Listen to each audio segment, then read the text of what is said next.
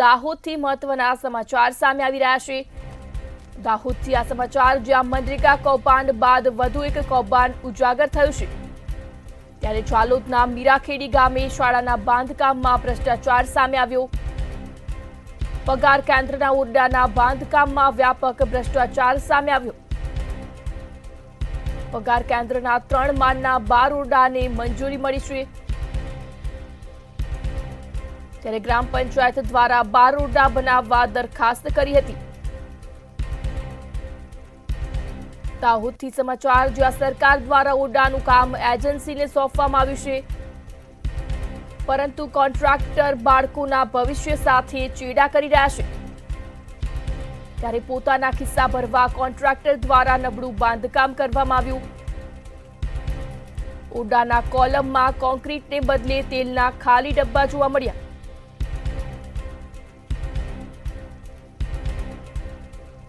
Cement કોન્ક્રીટનો માલ બચાવવા કોન્ટ્રાક્ટરનું આ કારનામું સામે આવ્યું। ત્યારે તમામ ઓરડાના કોલમમાં તેલના ખાલી ડબ્બા ગોઠવ્યા। ડબ્બા ગોઠવ્યા બાદ ઉપર સિમેન્ટ કોન્ક્રીટનો માલ નાખવામાં આવ્યો છે।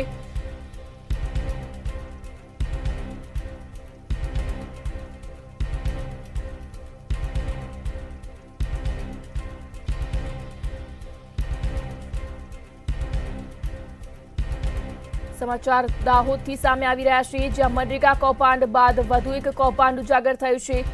ચાલોદના મીરાખેડી ગામે શાળાના બાંધકામમાં ભ્રષ્ટાચાર જોવા મળ્યો। સમાચાર દાહોદથી, જ્યાં શાળાના બાંધકામમાં ભ્રષ્ટાચાર સામે આવ્યો છે। ત્યારે પગાર કેન્દ્રના ઓરડાના બાંધકામમાં વ્યાપક ભ્રષ્ટાચાર જોવા મળ્યો। પગાર કેન્દ્રના 3 માળના 12 ઓરડાને મંજૂરી મળી છે।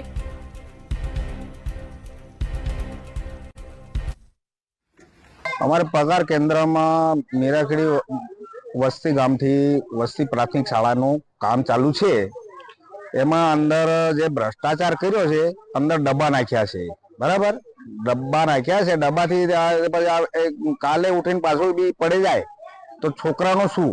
આ છજુ છે, છજુનો વેટ વધી જશે, એના હિસાબે આપણે અહીંયા આ વેટ ઓછો કરવા માટે નાખીએ। બીજું કોઈ વસ્તુ નાખીએ તો વેટ વધી જાય એટલે કર્યું છે આ। તમારું નામ? હસમુભાઈ। તમે શું થવાના, કોન્ટ્રાક્ટર કે? ના, એ સબ ધ્યાન રાખવાનું સુપરવાઇઝર કે સબ કોન્ટ્રાક્ટર જે પણ જે નવી સ્કૂલ મંજૂર કરવામાં આવી એમાં જે ઊભા કોલમો છે, વચ્ચે જે આડા બીમો આવે છે, એની વચ્ચે તેલના ડબ્બા નાખી અને ઉપર માલ નાખી પૂરણ કરવામાં આવે છે। એના પરથી સાબિત થઈ રહ્યું કે આ માલ સામાન બચાવવા અને અધિકારીઓને, નેતાઓને ટકાવારી આપવાના ઈરાદાથી આ એક મોટો ભ્રષ્ટાચાર થઈ રહેલો હોય એવું જણાઈ આવે છે।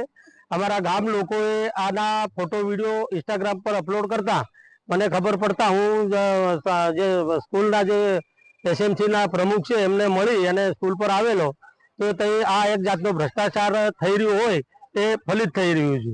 આપણે વસ્તી પ્રાથમિક શાળાની અંદર આવ્યા છે, ત્યારે અહીંયા આગળ આપણે તમે મારી પાછળ જોઈ શકો છો કે જે અહીંયા આગળ જે પત્ર નાખવામાં આવ્યા છે અને જે અહીંના સ્થાનિક જે ગામના છે તે લોકો આક્ષેપ કરી રહ્યા છે કે અહીંયા આગળ કરોડો રૂપિયાનો કૌભાંડ થયો હોય તેવું લાગી રહ્યું છે। અને જે તમે જોઈ શકો છો કે આની અંદર જે પતરા નાખવામાં આવ્યા છે એ પણ હલકી ક્વોલિટીના છે અને જે અહીંયા આગળ કામ પણ થઈ રહ્યું છે તે લોકોનું કેવું છે કે બિલકુલ હલકી ક્વોલિટીનું કામ કરવામાં આવી રહ્યું છે।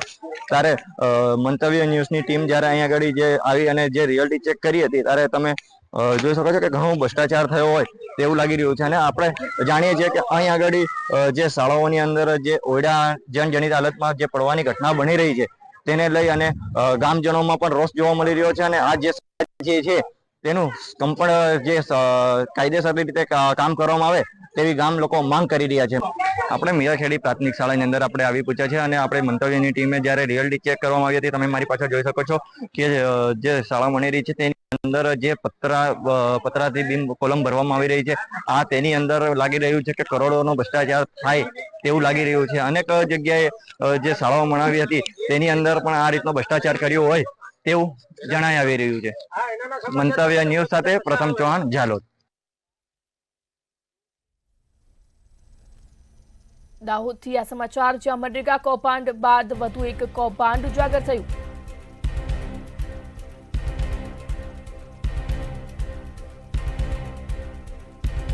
જો કોઈ અઘટિત ઘટના ઘટે તો તેની જવાબદારી કોની રહેશે? અહીંયાથી પણ એક મોટો સવાલ ઊભો થયો છે.